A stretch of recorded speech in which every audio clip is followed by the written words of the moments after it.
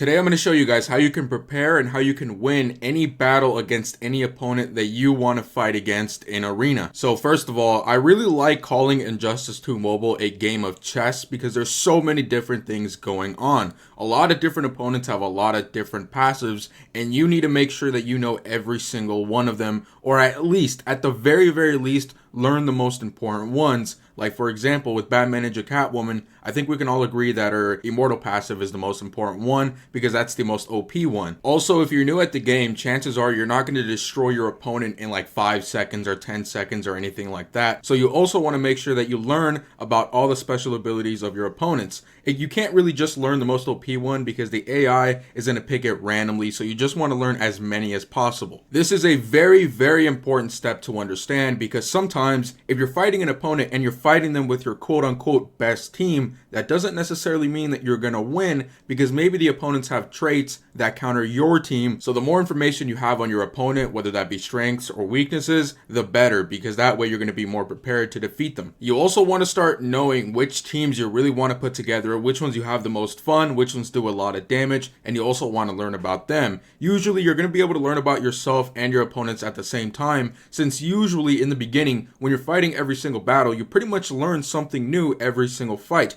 which is really great. It's going to give you the most information as possible. Once you're done learning that, this next step is super important, and this is actually one of the things that I do whenever I'm fighting legendary opponents. So people are always asking me, how can I defeat legendary opponents with Predator Batman and Atlantean Armored Aquaman? They seem like such a very simple combo, yet they do so much damage. Well, something you need to learn to consider is the effects of your special abilities and your passives. This is ridiculously helpful because some effects just completely destroy your opponent. No matter what they have, you're just going to be able to defeat them because your effects are much stronger. You can think about it this way, and this is why I like calling Injustice 2 Mobile a game of chess. In chess, the horse and the bishop are actually very controversial because a lot of people don't really know if they should value horses more or bishops more. For me, I think that's just silly. That doesn't really matter. You know how I value which one's better? It's according to the situation. If the situation that I'm in calls for a horse,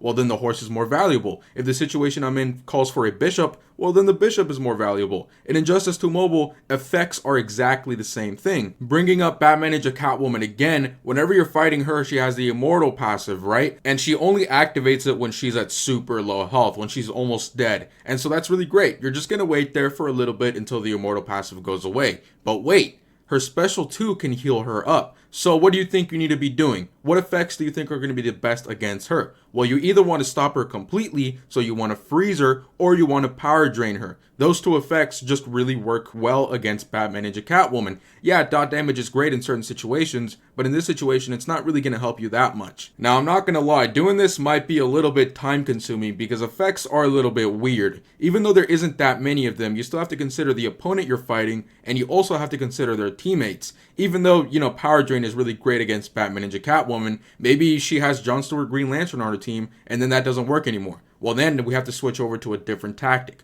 I can't really give you every single possible combination of opponents because there's so many of them. There's thousands of them. So you're just going to have to learn according to which ones you feel comfortable against fighting, which, effects are the best ones for you. As you're learning about the tactics of the game, you're also going to be learning how to fight your opponent, how to physically fight them, when you should be swiping right, when you should be swiping up, down, left, all of that really great stuff. Now, I see a lot of videos on YouTube of people being able to defeat super high threat opponents with a super low threat team, and the way that they do it is they dodge everything. They literally dodge everything. They're always swiping back. And that's really great because that's how you're going to defeat them. You're not really going to defeat them on a one-on-one, so you want the opponent to come to you so that way they're vulnerable. That's great again, but don't expect that to happen every single battle. I'm willing to bet the people that make those videos lose a ton of battles because it's so easy for the AI to beat you, man. It is so easy. It is very rare that it allows you to just completely dodge everything. It's either going to interrupt you by tagging someone else in, or it's going to make a special that has a really long range, or it's just going to do something that's going to destroy you. So you want to learn how to fight the opponent one-on-one because it's one of those skills that's going to help you in every fight no matter who the opponent is. Now, learning how to fight the AI can be a little bit difficult because it's really just a feeling of what you think is going to happen. It's very hard to watch tutorials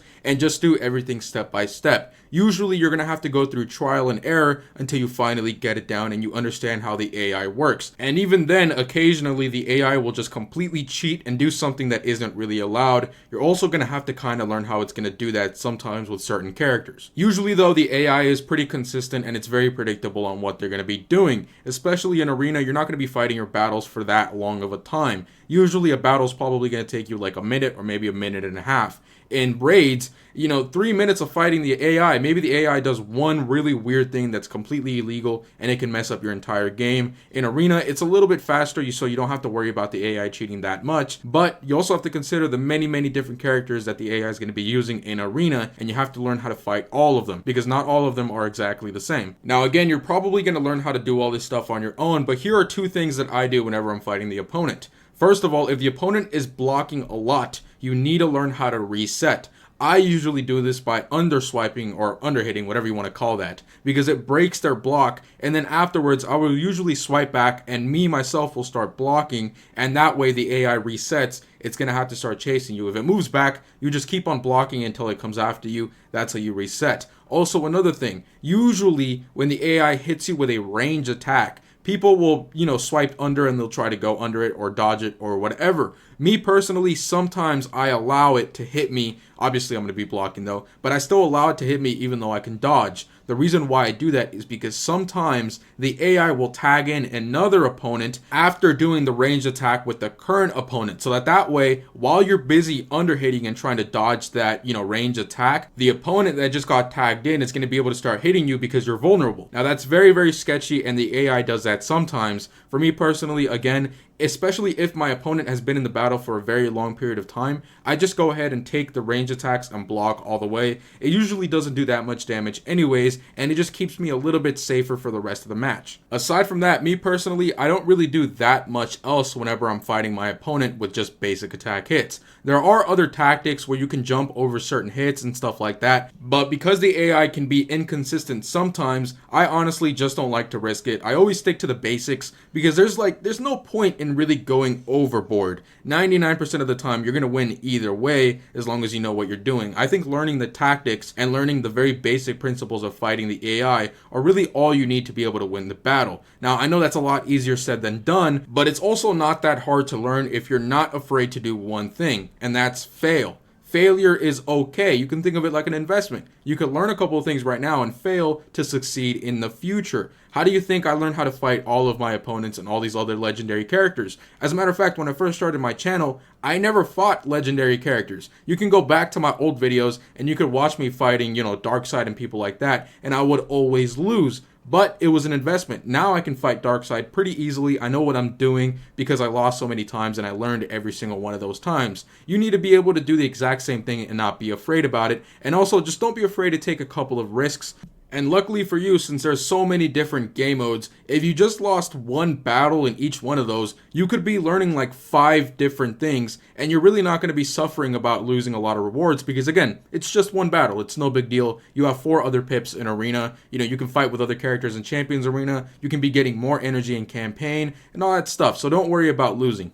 Alright guys, that's pretty much it. I know this video was super obvious. Everything that I said is probably things that you guys already know how to do, but there are some situations where I feel like some people don't think about certain things, like for example, effects. I think that's probably the best tip in this entire video, that effects for certain characters don't work the same if you're just fighting them alone, or if they have teammates, or whatever the situation calls. You need to be able to calculate for everything. And also for you newer players, you need to know that the arena actually isn't that hard. It can be kind of intimidating, but in reality, the most intimidating thing about arena is how much time you have to spend in there. The fact that you're competing with other people is far more intimidating than fighting any opponent, because if everybody else is grinding all day long, you're gonna have to do the same thing, and that really does suck, but you can't really do anything about that. I always felt that the easiest part about arena was actually fighting my opponent, because when I fight them, it's really straightforward. As long as I win, everything is alright. But I don't know if tomorrow when I wake up, I'm going to go down to Elite 1 or something like that when I was at Elite 4. That's the scariest part about Arena. That's the thing you can't really control, and so that's the thing that you should fear the most. But just have confidence that if you keep on learning and you keep on grinding, you will start to get way better rewards in Arena, and it's really going to start stacking up on the rewards that you have right now, which means you're going to be getting more rewards in the future.